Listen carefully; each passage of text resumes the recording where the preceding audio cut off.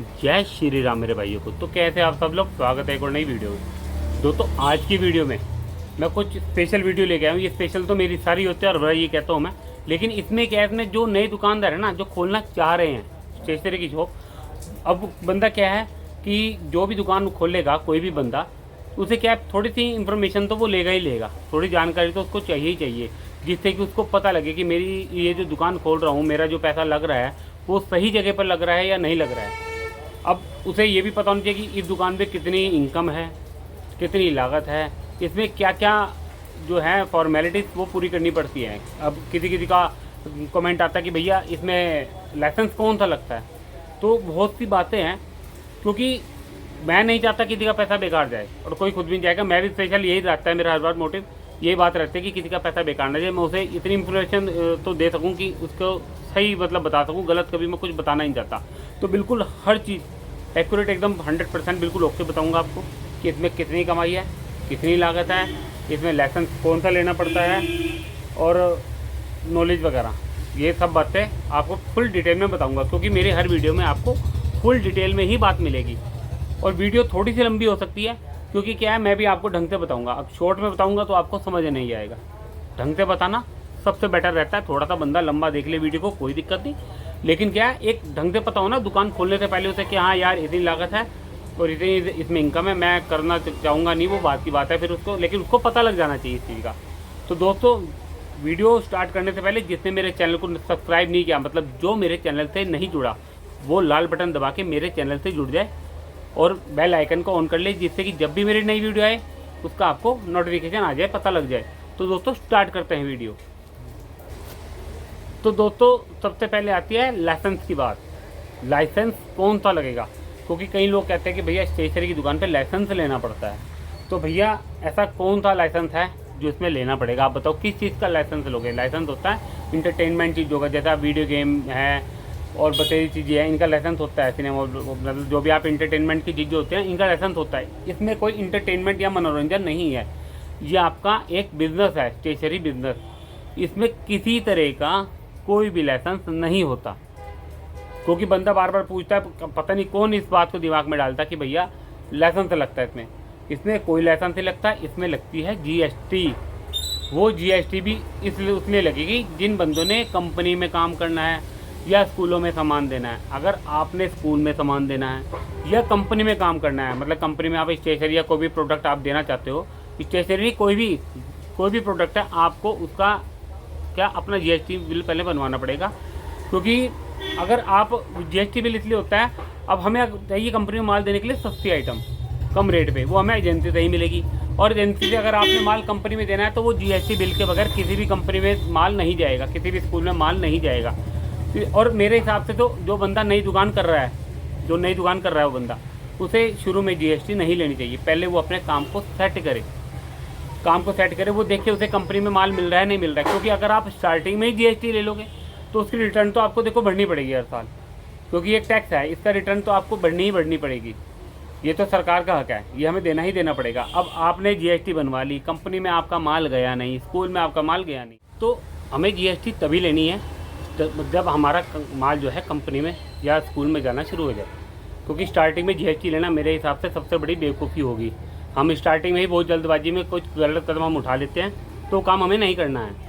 हमें यह कि अगर आपने होलसेलिंग ही करनी है, स्टार्टिंग में ही होलसेल स्टार्ट करना, तो आपको जीएसटी लेनी ही पड़ेगी, क्योंकि आपका माल एजेंसियों से आएगा, दिल्ली से आएगा, तो आपको लेनी पड़ेगी। और अगर आप रिटेलर हो, आपको माल ही दिल्ली से लाना है। भाई मैं आपको ये भी बता दूँ एक इन्फॉर्मेशन सबसे ज़रूरी, आप नए दुकानदार हो, आप सोचते हो मैं दिल्ली से माल लाऊँ, सारा माल दिल्ली से लाना है, तो भैया जीएसटी आपको लेनी ही पड़ेगी। बिना जीएसटी के तो माल आपका आएगा नहीं, क्योंकि वो तो आपको कहते हैं कि भैया हम बिना जीएसटी के भेज देंगे, उसकी जो भी जिम्मेदारी होगी वो आप पे रहेगी कि माल आप मंगा रहे हो।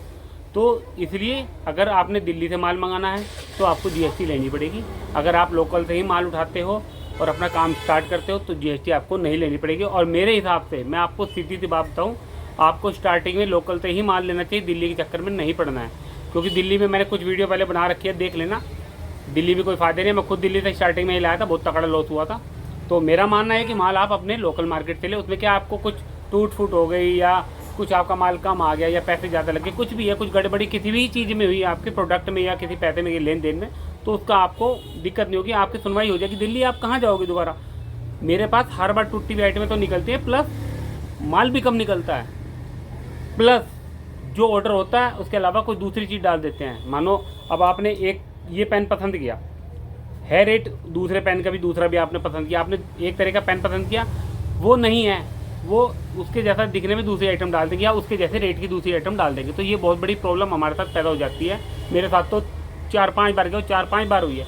तो इसलिए मेरे हिसाब से भाई दिल्ली से माल मत लाएं, अपना लोकल मार्केट से लें, आपको नॉलेज भी मिली जाएगी। क्योंकि जब बंदा काम स्टार्ट करता है तो नॉलेज भी मिली जाती है। बाकी मैं वीडियो डालता रहता हूँ, हर तरह की नॉलेज की वीडियो डालता रहता हूँ। बाकी आपको कोई प्रॉब्लम है तो मुझे कमेंट बॉक्स में बताएं। जैसे ये बताई, इस बारे में बोला है कि कई बार पूछ चुके भैया पूरा डिटेल में बताओ, तो मैं इसलिए वीडियो बनाई है मैंने। तो भैया ना हर चीज़ की नॉलेज मिल जाएगी, कुछ काम करोगे तब मिल जाएगी। और बाकी मैं बैठा हूँ, अपने भाई और बहनों के साथ बैठा ही हूँ उनकी हेल्प के लिए। तो ये तो होगी आपकी लाइसेंस की बात। और अगला है लागत। इसमें लागत कितनी है? अब लागत के हिसाब से तो ये है ना, आपकी किस हिसाब से आप काम करना चाहते हो। आप मार्केट में बैठना चाहते हो, आप एक कॉलोनी के अंदर ही सीमित रहना चाहते हो, आप स्कूल के बराबर में काम करना चाहते हो, हर चीज़ का अपना हिसाब है। अब मार्केट में बैठे हो वहाँ तो आपको पता पैसों की लिमिट ही नहीं है, आपको तो वहाँ पे दूसरे जो बैठे हैं दुकानदार उनसे टक्कर लेनी पड़ेगी और आपको बहुत पैसा चाहिए उसमें आपको GST भी ही लेनी पड़ेगी, क्योंकि उसमें आपको स्कूल से अगर कॉन्टैक्ट नहीं करोगे तो इतना काम आपका नहीं चलेगा। मार्केट में किराए बहुत ज़्यादा होते हैं, कोई 25,000, 20,000, 30,000, 40, 50, 60 लाख रुपए तक की दुकान है किराए पे, उनकी पकड़े भी देनी पड़ेगी, लड़के भी आपको रखने पड़ेंगे। तो मार्केट में अगर दुकान करनी है उसकी तो बहुत ही तगड़ी लागत आप मान के चलो, बहुत तगड़ी, इसकी कोई अंतर नहीं है, बहुत तगड़ा आपको हिसाब किताब रखना पड़ेगा। और अगर आपको कॉलोनी में करनी है तो आप थोड़े बहुत से भी एक बार को स्टार्ट कर सकते हो, 20 से भी कर दो, 50 से भी कर दो, जैसे मर्जी एक बार बंदा स्टार्ट करता है वो अपने हिसाब से होता है। और अगर आप स्कूल के बराबर में, उसमें भी आपको एक लिमिट स्तर पे ही चाहिए, उसमें कोई अंधा पैसा नहीं चाहिए आपको, या कि उसमें आपको मेन वैरायटियाँ चाहिए, कॉपियों की वैरायटियाँ चाहिए आपको, उसमें पेंसिल पेन इस तरह की वैरायटियाँ चाहिए, और बतेरी चीज़ होती हैं आपको, काफ़ी चीज़ें, मतलब जो मेन स्टेशनरी है वो तो आपको रखनी पड़ेगी। और एक बात और बता दूँ, स्कूल के बराबर में अगर आप दुकान करते हो और अगर वहाँ पर कॉलोनियाँ नहीं है, मतलब कई बार स्कूल ऐसी जगह होते हैं जहाँ कॉलोनियाँ ही नहीं होती, आसपास थोड़ी दूरी पे होती है, तो वहाँ पर आपको गिफ्ट आइटम रखने की ज़रूरत नहीं है।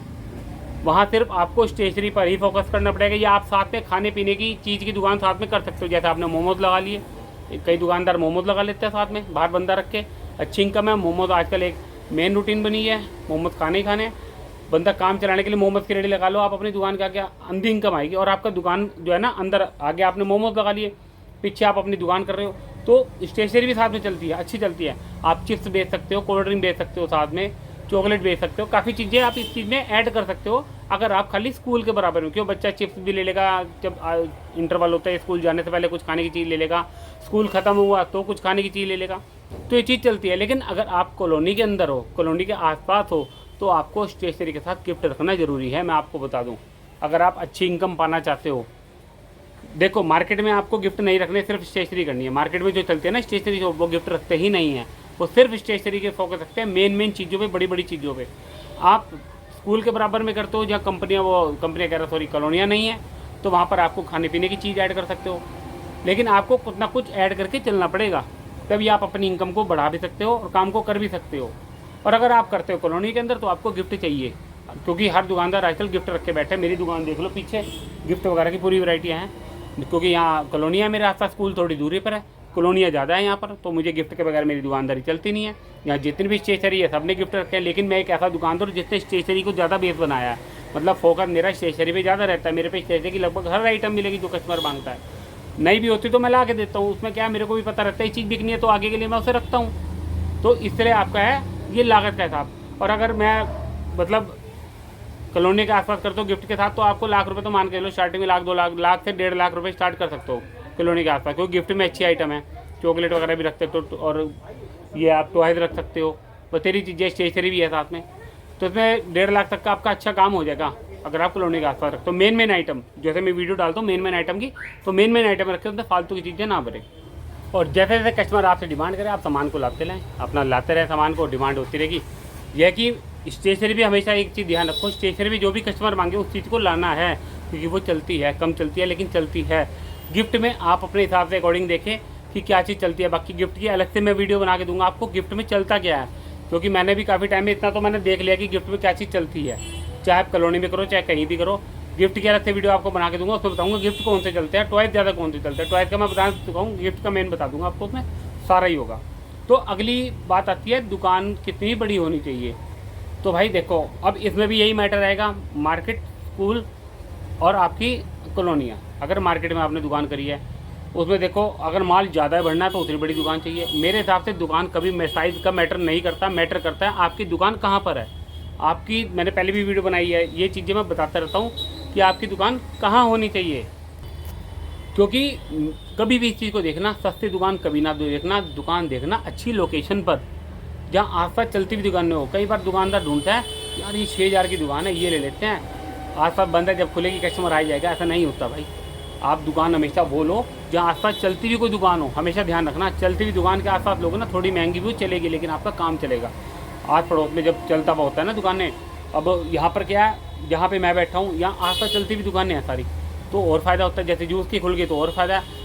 खाने पीने की अगर दुकान है, अगर उसके आसपास आप स्टेशनरी खोलोगे सबसे बढ़िया है। उसमें लोग रुकते हैं, देखते हैं, जहाँ पर रुकावट ठहराव होगा ना, ठहराव कस्टमर देखता है बैठ के, मानो यहाँ जूस पी रहे हैं बैठ के मेरी दुकान के बाहर, तो वो देखते हैं भैया पे क्या क्या है और आ जाते हैं। फिर बच्चा आ जाता है, भैया मुझे ये लेना है, तो माँ बाप ले देते हैं खिलौना।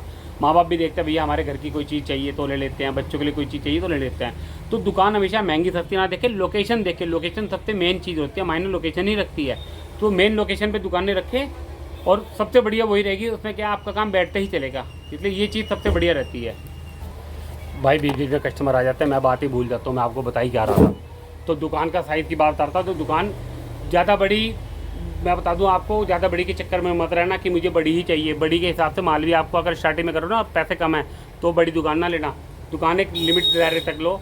अब मेरी भी बड़ी दुकान है लेकिन पीछे गोदाम बना रखा है और माल मेरे पे इतना था कि मुझे ज़रूरत थी बड़ी दुकान की, मेरा काम भी ऐसा ही था। तो दुकान का और लोकेशन अगर आपकी अच्छी होगी ना तो बड़ी छोटी, आप देखो कि एक चीज़ देखो कभी भी, कई बार छोटी छोटी दुकानें होती हैं, उनमें इतना माल होता है, उसमें भर के रखता है, वो काम बहुत अच्छा चलता है। होलसेल तक की छोटी दुकानें दिख जाएंगी आपको, छोटी छोटी होलसेल की दुकानें भी। तो दुकान बस लोकेशन रखी अच्छी होनी चाहिए। कभी ये ना देखो ये दुकान छोटी है यार, ये बड़ी है, इससे धूप पड़ेगी, इससे छाँव पड़ेगी, इससे बारिश पड़ेगी, वो जुगाड़ आपको खुद करना पड़ेगा। लेकिन आप लोकेशन हमेशा अच्छी ढूंढो, चाहे वो मार्केट में बैठ के हो, चाहे आपकी कॉलोनी के आसपास हो, चाहे स्कूल के आसपास। और मुझे तो पसंद कॉलोनी के आसपास है, क्योंकि स्कूल के आसपास दुकान लो ना, और अगर वहाँ पर कॉलोनियाँ नहीं है, अगर कॉलोनी है तो प्लस बहुत बढ़िया कि स्कूल का भी आपको प्रॉफिट आ रहा है और कॉलोनी से भी आपको अच्छी इनकम हो जाएगी। अगर सिर्फ वहाँ पे स्कूल ही है, कॉलोनी नहीं है, तो भाई मेरे हिसाब से क्या है, उसमें जब छुट्टियाँ पड़ेंगी, एक तो देखो सुबह सुबह जो बंदा सामान ले रहा है वो लेकर जल्दबाजी में थोड़ा बहुत, जो आराम से जिनके माँ बाप सामान लेके जाते हैं वो अच्छी क्वान्टिटी में लेके जाते हैं। अच्छा, अब कुछ चार्ट पेपर स्कूल का ले रहा है, वो हमारे से लेगा, स्कूल के आसपास थोड़ा ना लेगा, क्योंकि उसे बनाना है घर जाके। स्कूल के आसपास सिर्फ पेन, पेंसिलें, टॉफियाँ, कॉपियाँ, ये चीज़ें बिकती है। जो मेन आइटम है ना वो कॉलोनी के आसपास दुकानों पे बिकेंगी या मेन मार्केट की दुकानों पे। तो मेरे हिसाब से स्कूल के पास अगर दुकान लेनी है तो कॉलोनी होनी चाहिए, तो ही फ़ायदा मेरे को लगता है। वरना मैं तो भैया सजेस्ट नहीं करूँगा कि आप स्कूल के आसपास दुकान लो अगर कॉलोनी नहीं है। कॉलोनी हो तो बहुत बढ़िया है, मतलब कई बार दूर होते हैं ना स्कूल तो लोग ले लेते हैं, तो लो तो कॉलोनी के आसपास और दुकान अच्छी लोकेशन पे लो, इस पर कंजूसी कभी ना करना। अब सबसे लास्ट जो बात है ना, सबसे मेन बात वो होती है इनकम। इनकम कितनी है, स्टेशनरी में कितनी इनकम है, मैं आपको सामान दिखा के बताऊंगा इनकम का क्या हिसाब है। तो दोस्तों इनकम की बात आती है, देखो अब आती है आपकी सेल पे डिपेंड करता है आप क्या चीज़ बेच रहे हैं। अब आप कॉपियाँ बेच रहे हैं 10 रुपये वाली, उसमें ले लिया आपने 2-3 रुपये, आप बेच रहे हैं 50 वाली या बेच रहे हैं कंपनी की। देखो ये कोई स्टेशनरी पे इनकम 20% है, किसी पे 25 है, किसी पे 30 है। तो अगर आप फैंसी आइटम बेचते हो इसमें 40 भी है, 50 भी है, 30 भी है, ठीक है। जो बड़ी आइटम है, छोटी आइटम पे तो आप डबल भी कर सकते हो, जो फैंसी आइटम होती है। मान लो इरेजर है, ये 20 रुपये का बेच दो, सेला वो 15 का बेच दो, 10 का बेच दो, कोई दिक्कत नहीं है। किटे आप, मैं कह रहा 30% मार्जिन आराम से आ जाता है अगर अच्छे मतलब सही रेट पे जानकारी में बेचते हो ना। लोग 40% भी लेते हैं मार्जिन, और अगर आप जैसे और महंगी आइटम होती है उसके मार्जिन के हिसाब से होता है। और एक चीज़ है ना, डिपेंड करता है आपकी सेल पे कि आप स्टेशनरी ज़्यादा बेच रहे हो या गिफ्ट ज़्यादा बेच रहे हो। अगर आपने 3000 की स्टेशनरी बेच दी, उसका 20% लगा लो। अब मैं कैलकुलेटर करके उठाऊंगा तो मुझे बेटा भी दिक्कत है, तो मैं आपको एक बता रहा हूँ। आपने अगर ये बेच दी आइटम, इसमें 20%, 25%, 3% का 30% का मार्जिन है। अगर आप आते हो इस पर, किसी पे 50 का मार्जिन है, किसी पे 40 का मार्जिन है, किसी पे 30 का मार्जिन है, ऐसे है। तो डिपेंड करता है। और मिक्स बेचते तो अलग हिसाब से कमाई होती है। तो अगर आप सारी चीज़ें ही मिक्स रखते हो तो आपकी इनकम बहुत अच्छी होने वाली है, समझो। अगर आप पे सारी इनकम है ना, आपने स्टेशनरी भी रखी है, फैंसी स्टेशनरी रखी है, गिफ्ट आइटम्स रखे हैं। तो अगर आपकी दुकान की 4 से 5 हज़ार सेल तो मेरे हिसाब से होनी चाहिए कम से कम बता रहा हूँ आपको। मेरी दुकान का किराया 12,000 रुपये है, जिस दुकान पे मैं खड़ा हूँ 12,000 प्लस 1,000 के आसपास मेरा बिजली का बिल आता है, 13,000 रुपये ये मोटा मोटा खर्चा है। प्लस मान के चलो छोटा मोटा और खर्चा करके मेरा जो दुकान का ही है 15,000 खर्चा मान लो इस दुकान का। अभी मेरे बाइक का पेट्रोल लगा और खर्चे अलग है 15,000, ये खर्चा मान लो जिस जगह मैं खड़ा हूँ इसका महीने का खर्चा 15,000 है। लेकिन क्या है, मेरे पे हर आइटम है, मेरे पे मोबाइल का भी सामान है, मेरे पे प्रिंट आउट भी है, मेरे पे स्टेशनरी की फैंसी आइटम स्टेशनरी है, गिफ्ट आइटम है, टॉयज़ है, कप वगैरह भी रखा है, बतेरी आइटम है, टेबल स्टडी टेबल भी है मेरे पास। ठीक है, तो अगर आपको कमाई करनी है ढंग से, एक तो आपके पास देखो प्रिंटर भी होना बहुत ज़रूरी है। मैं आपको बता दूँ बिना प्रिंटर के स्टेशनरी का काम नहीं चलेगा, ध्यान रखना। अगर आप गिफ्ट आइटम भी नहीं बेच रहे, आप सोचो और कमाई, तो प्रिंट आउट तो आपको रखना पड़ेगा, बहुत ज़रूरी है। क्योंकि स्कूलों का काम प्रिंट आउट का बगैर नहीं चलता, बच्चों का बतेरा काम वो प्रिंट आउट पर ही आता है। और बाकी आपको बता दिया इनकम, अगर आप खाली स्टेशनरी रखते हो तो उसमें फैंसी स्टेशनरी रखो, जैसे कीटे वगैरह ये रख लो, और प्रिंटर तो आपको रखना पड़ेगा। और अगर आप सारा ही करना चाहते हो तो आपको गिफ्ट वगैरह में अच्छे पैसे लगाने पड़ेंगे। ये मान के चलो मेरी दुकान के अंदर 6 से 7 लाख का माल है, आपको देखने में नहीं लग रहा आपको। हाँ ये भी है ना कि पीछे भी, अब इसमें भी भरा है, देखो इसमें भी माल भरा है, पीछे भी माल भरा है, तो 6 से 7 लाख का माल मेरी दुकान पे है। स्टार्टिंग में मैंने 3 लाख से शुरू किया था, ना सॉरी 2 लाख से। मैंने स्टार्टिंग में 2 लाख लगाए, तो उसमें गलती ये करी थी कि मैंने फैंसी स्टेशनरी तो बहुत सारी लिया है, ये वाली बहुत कम ली थी। फिर मैंने देखा कि कस्टमर जो आ रहा है वो वापस जा रहा है, तो आप पहले तो इस चीज़ का लिस्ट बनाएं, मैंने डाल रखी है इस चीज़ की। आप इस पहले स्टेशनरी से शुरू करें और हल्के हल्के इस चीज़ पे फोकस करते हैं। जैसे कस्टमर है थोड़ी बहुत तो आपको रखनी पड़ेगी, अगर आप गिफ्ट रखना चाहते हो तो स्टार्टिंग में थोड़ी बहुत तो आपको रखनी पड़ेगी। बाकी इनकम उसी हिसाब से आपको बता दी, इसमें 20 भी है, 25 भी है, 30 भी है स्टेशनरी में, जो आप आम रूटीन में चीज़ें बेचते हो। सही इनकम है, कोई दिक्कत नहीं है। अब मेरा 15,000 की इसमें है, तो एक्स्ट्रा भी मैं कमाता ही हूँ, तभी मैं काम कर रहा हूँ। तो 15,000 ये तो मेरे को देना ही देना है हर महीने, उसके अलावा मैं कमाता हूँ तो ही मैं काम कर रहा हूँ। लेकिन है क्या, अब यह कि इनकम की चीज़ें मैं आपको बताता रहता हूँ इनकम क्या क्या है। दोस्तों आज की वीडियो मैंने आपको बहुत ढंग से बना के दिया। एक तो आपको मैंने बता दी दुकान कहाँ लेनी है, लागत बता दिया आपको मैंने इसमें लाइसेंस बता दिया है, मैंने इसमें इनकम बता दिया है। बस ये ध्यान रखना, अगर आपने फुल एक मेरे ख्याल से तो देखो काम करना है स्टेशनरी का, तो आप डाल लो जैसे मर्जी, गिफ्ट का हल्के हल्के डाल लो, थोड़ा बहुत स्टार्टिंग में डाल लो। मैं गिफ्ट दिखाऊंगा, वीडियो बना दूंगा आपको कि कौन सा गिफ्ट आपको स्टार्टिंग में डालना है, कौन सा ज़्यादा चलता है। उसके बाद आप हल्के हल्के शुरू करना, हल्के हल्के जैसे जैसे डिमांड आए। क्योंकि क्या आप कोई चीज़ उठा लो कोई बिके ना, तो मेरे भी ऐसे मान लो जैसे मूर्तियाँ मेरे यहाँ सेल नहीं है, आप देख रहे हो कि मूर्तियाँ हैं, देखिए इसकी सेल नहीं है मेरे यहाँ, तो मेरा क्या पैसे बॉन्ड है। बतेरी ऐसी चीज़ें होती है, बतेरी चीज़ें जो मैंने भर रखी हैं और उसकी नहीं है। कप है, कप मैं सजेस्ट करूँगा ज़्यादा ना भरे, ये कप पड़े हैं, देखो वो कप पड़े हैं ऊपर, इसके पीछे भी कप पड़े हैं, ऐसे ऐसे कप पड़े हैं। तो कप कुप के चक्कर में ज़्यादा ना पड़े, जोन से कप चलते हैं वो मैं आपको दिखाऊंगा वीडियो में, वो गिफ्ट आइटम मैं आपको दिखा दूंगा। तो ये इनकम है आपकी स्टेशनरी की, और फैंसी आइटम में जैसे मर्जी आप इनकम अपनी कर सकते हैं जैसा आपको लगे। और गिफ्ट आइटम इसमें डबल की इनकम है आप 30, लेकिन है कि आपको मिलेंगे 30% ही। मैं आपको हकीकत बता दूँ, दुकान चलानी है तो 50% नहीं, आपको 30% का मार्जिन होगा गिफ्ट आइटम में। लेकिन क्या है वो सेल बढ़ जाती है, आपकी इधर कॉपी आई, इधर गिफ्ट है, कभी अब स्टेशनरी का मंदा हुआ तो आपका गिफ्ट बिक गए, तो गिफ्ट तो आपके चलते रहेंगे। मैं आपको बता दूँ, स्टेशनरी एक बार हल्की हो जाती है, स्कूल बंद है, कुछ है, छुट्टी है, गिफ्ट आपके चलते रहेंगे। मैं हर बार कुछ ना कुछ चेंज करता रहता हूँ। स्पोर्ट्स बिकता रहेगा, स्पोर्ट्स की आइटम बड़ी बिकती हैं, वो भी वीडियो आपको बना के दे दूँगा, स्पोर्ट्स की आइटम भी। तो ये समझ लो यही एक आपको डिटेल में मैंने वीडियो बना के दी है, और इस तरह का इसमें मार्जिन होता है। तो दोस्तों अगर वीडियो मेरी अच्छी लगे और अगर कोई गलती है इस वीडियो में तो मेरे को ज़रूर बताएं मैंने गलती क्या की है। वैसे ऐसी कोई गलती नहीं है, मैं डिटेल में आपको सारी बता दिया। तो वीडियो अच्छी लगे मेरी तो मेरे चैनल को सब्सक्राइब करें, वीडियो को लाइक करें, शेयर करें, और मिलते हैं अगली वीडियो में। जय श्री राम।